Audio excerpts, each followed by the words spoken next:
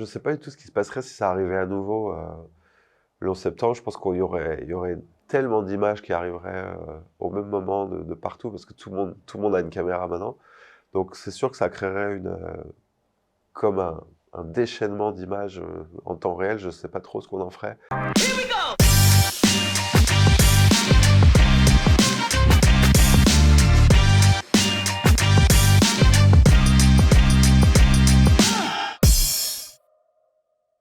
Bonjour. Bonjour, je suis Emmanuel Tenenbaum, je suis le réalisateur de Freefall.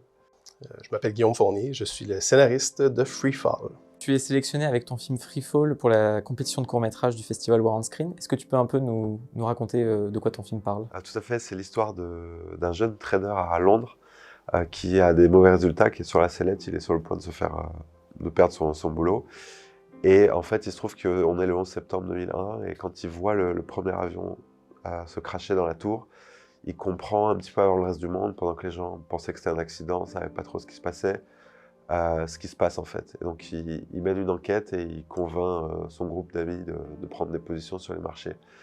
Et en fait, ils vont gagner beaucoup d'argent et perdre beaucoup d'humanité.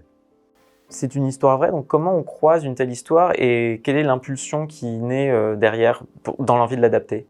C'est une histoire sur laquelle on est tombé en lisant un livre écrit par Joris Luijendijk, qui est un journaliste qui était basé à ce moment-là en Angleterre, qui avait fait des recherches approfondies avec des traders là, de la City. Il avait rencontré des traders, il avait fait des entrevues, il est allé chercher disons des confessions de leur part, des choses dont ils n'étaient pas très très fiers. Et il y a effectivement un des traders qui avait interviewé, qui lui avait raconté que le jour du 11 septembre, il avait compris avant tout le monde ce qui se passait et il avait effectivement parié donc contre les marchés financiers. Il s'était enrichi dans cette journée un peu folle-là. Et c'était vraiment le soir venu là, qu'il avait réalisé c'est ça, qui avait des connaissances à lui, des amis qui étaient décédés dans cet événement tragique-là. Et puis, dans le livre, c'est une toute petite anecdote qui fait 2-3 lignes, mais nous, c'est une anecdote qui nous avait fortement marqué, Emmanuel Tenenbaum, le réalisateur, donc, et moi. Et à partir de cette petite anecdote-là, on a décidé de construire ce récit. Du coup, pour moi, j'ai l'impression qu'il y a un peu plusieurs défis en faisant un film comme ça. C'est que d'un côté, on parle d'un événement que tout le monde connaît, alors qu'on fait un film, enfin c'est un film de suspense qui cherche quand même à créer une tension chez le spectateur, alors que celui-ci connaît déjà l'événement. Et en plus, on est dans un lieu à Londres, donc qui est quand même éloigné de l'événement direct. Comment, du coup, on pense sa mise en scène en conséquence pour quand même réussir à créer un crescendo émotionnel? Ouais. Déjà, c'est un pari. Avant de tourner, on ne sait pas si ça va marcher ou si ça va pas marcher.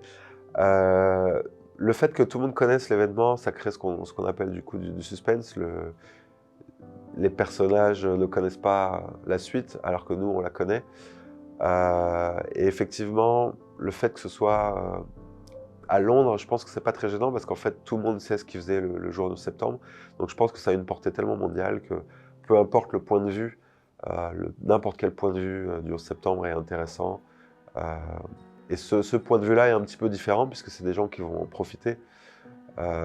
Donc c'est un point de vue assez rare et méconnu. Heureusement qu'il est méconnu, ça veut dire que c'est pas arrivé trop. Mais voilà, donc je pense que ça marche comme ça. Du coup, vous avez réussi à trouver d'autres sources ou ça a été vraiment uniquement ces 2 lignes qui ont motivé l'intégralité de l'écriture? En fait, c'est une bonne question. Déjà, on a contacté l'auteur, Joris Luijendijk, pour lui en parler. Et puis, en parallèle, on a découvert d'autres articles qui nous racontaient des événements du même type, mais par rapport à d'autres attentats plus récents. Donc, des choses qui avaient été remarquées, qui avaient été dénoncées sur les marchés financiers. Donc, on savait que c'était plausible, voire fort probable.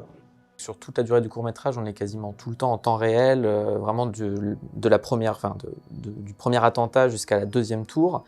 Et quelles difficultés ça a créé dans la construction, mais aussi au niveau des sources que vous utilisez, que ce soit les images d'archives, les interviews, les interventions de journalistes, etc. Déjà, les difficultés essentielles, elles étaient liées aux images d'archives, parce qu'il en fallait beaucoup, que c'était extraordinairement cher. À l'origine, on nous a demandé 133 $ par seconde, donc il y en avait pour 70 000 €. C'était plus que le budget du film à l'époque. Effectivement, ça, c'était une difficulté. Le fait qu'il y ait un dispositif court, ça aide en fait. J'ai envie de dire, c'est pas une difficulté. Pour un court-métrage, ça aide parce qu'on a besoin que ça reste court. Et là, on sait qu'on ne peut pas dépasser les 16 minutes entre les deux avions. Donc, j'ai envie de dire que de ce point de vue-là, c'était plutôt une facilité qu'une difficulté. Sur ce projet-là en particulier, il y a la particularité que le film se passe quasiment intégralement en temps réel, du moment où la première tour est touchée jusqu'à la deuxième. Oui, c'est ça. Et comment ça, tu le penses à l'écriture et pour Emmanuel derrière à la réalisation? Oui, en fait, surtout dans le cadre de Free Fall, puisque c'est un événement historique, on avait quand même beaucoup de recherches préliminaires à effectuer avant de commencer l'écriture. Donc, on voulait être bien certain de ne pas se tromper d'un point de vue historique. Là, récemment, on a beaucoup revu et repensé aux événements du 11 septembre parce que malheureusement, il y avait on commémorait l'anniversaire, le 20e anniversaire de cet événement tragique.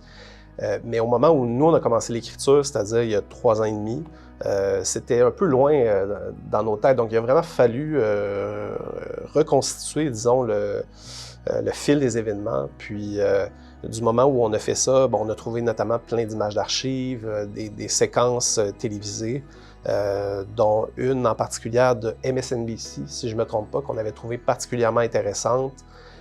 Puis moi, j'ai structuré mon scénario autour de cette entrevue télé-là. Et donc, effectivement, dès le moment où, au début, on est plus tôt dans la journée, il y a une ellipse, on arrive dans l'après-midi, donc à cause du décalage, on est plus dans l'après-midi en Angleterre, c'est le matin que les événements se déroulent aux États-Unis. Mais du moment, effectivement, où la première tour est attaquée, le reste du film se déroule en temps réel, même que je l'avais écrit en plan séquence. Dans un monde idéal, j'aurais beaucoup aimé qu'on puisse tourner ça en plan séquence, mais finalement, on avait seulement 4 jours et demi de tournage. Ça aurait été vraiment, vraiment casse-gueule d'essayer de relever ce défi un peu fou. Donc, on a finalement pris la décision d'y aller avec un tournage plus classique, avec plus de découpage. Puis je pense qu'au final, c'était quand même payant parce que l'espace appelait pas nécessairement un plan séquence, l'espace où on devait tourner le film.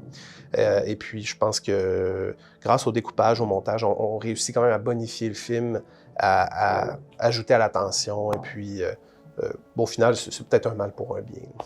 Je trouve le film étonnamment actuel alors qu'on fête le 20e anniversaire des attentats du 11 septembre. Et je trouve très étonnant qu'avec tout ce qu'on a vu, de Vol 93 au film d'Oliver Stone, il y a quand même quelque chose d'étonnant dans cette manière d'aborder plus le déchiffrage de l'image, le fait que ce trader comprend avant tout le monde ce qui se passe et qu'on voit tout le monde agglutiné et ça tend à demander, d'ailleurs, j'ai l'impression que c'est un peu l'un des sujets du film aussi, à quel point, si on vivait la même chose aujourd'hui à l'heure des réseaux sociaux, finalement, cette question de désinformation et de voir les gens agglutinés devant leurs écrans, ça ne crée pas quelque chose d'assez étrange. Peut-être, je ne sais pas du tout ce qui se passerait si ça arrivait à nouveau le 11 septembre. Je pense qu'il y aurait tellement d'images qui arriveraient au même moment de partout, parce que tout le monde a une caméra maintenant. Donc c'est sûr que ça créerait comme un déchaînement d'images en temps réel. Je ne sais pas trop ce qu'on en ferait. Par rapport au point de vue actuel, le livre que j'ai lu, c'est un livre qui est pas, c'est pas un livre sur il y a 20 ans, c'est un livre sur la finance actuelle. Et il racontait cette anecdote, et en fait, c'est parce que les choses n'ont pas tellement changé depuis. Donc de ce point de vue-là, si ça se passait aujourd'hui, il y aurait exactement le même comportement de la part de ce hedge fund et de cette banque. Ça, c'est sûr. On pense aussi, je ne sais pas si c'est des référents que tu avais en faisant le film, mais moi j'ai beaucoup pensé à Margin Call, à All of Wall Street ou encore à The Big Short, qui sont des films plutôt sur d'autres crises, mais qui se rapportent quand même à cette urgence-là et effectivement à ces écrans qui semblent être un voile sur la réalité du monde derrière ces personnages. Ben oui, absolument. Ces 3 films, tu as visé juste, là, ces 3 films qui faisaient partie de notre constellation de films d'inspiration. Et oui, c'est des films qui racontent, qui dévoilent des choses surprenantes et un peu choquantes parfois. Ça ne veut pas dire que les personnages sont nécessairement mauvais ou viciés, mais parfois, effectivement, l'environnement dans lequel ils se trouvent, leur travail, ce à quoi ils ont dédié leur vie, je dirais qu'avec Emmanuel, le déni, c'est quelque chose qui est vraiment au cœur de notre travail. Et s'il y a bien une chose qui amène l'être humain à faire preuve de déni ou d'aveuglement volontaire, c'est l'argent. Ouais. C'est quelque chose qu'on a senti à la fin de la séance, où à la fin du film, on découvre que l'un des amis du protagoniste a été dans l'une des tours, et on voit que justement la scène crée une sorte de moralisation qui passe plus ou moins bien. Comment on choisit ou pas de garder une séquence comme ça? Pour nous, c'était vraiment important. On sentait que ça pouvait créer, purement cinématographiquement, peut-être qu'il lui fallait couper cette scène, mais on avait besoin qu'il y ait un message quand même. On avait besoin de montrer, voilà, il y a une perte d'humanité importante, et il y a des gens qui ont une très bonne sensibilité du cinéma, qui le sentent bien, mais il y a des gens pour qui c'est important de le voir et le ressentir, sinon ils vont penser qu'on a fait un film provoquant, alors qu'on n'a pas du tout fait un film provoquant, on a juste voulu montrer comment ça se passe dans certaines sphères de la société. Oui. Et justement, comment c'est quand même une approche très cynique, forcément, de cette question-là. Et au-delà de la fin, je trouve que malgré tout, on arrive tout du long à avoir de la sympathie pour le protagoniste, malgré le côté presque indécent de son action. Et comment, à l'écriture et à la mise en scène, ça se travaille? C'est une bonne question. Le truc, c'est qu'on a un personnage qui est en difficulté, donc souvent ça crée une forme d'empathie. Et puis ce que je voulais montrer, c'est qu'il y a quelque chose de... Ils ont une réaction complètement dingue, mais je voulais aussi montrer que c'est des choses qui peuvent malheureusement nous arriver un petit peu à tous. Je pense que l'idée, c'était de montrer qu'il y a des choses chez nous qui peuvent ressortir où on veut que ces types gagnent de l'argent ou réussissent quelque chose.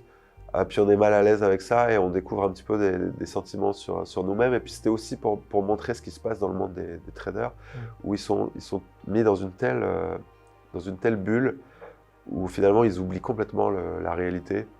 Et je pense que si on arrive à projeter le spectateur dans cette bulle, on comprend sans juger ce qui leur arrive.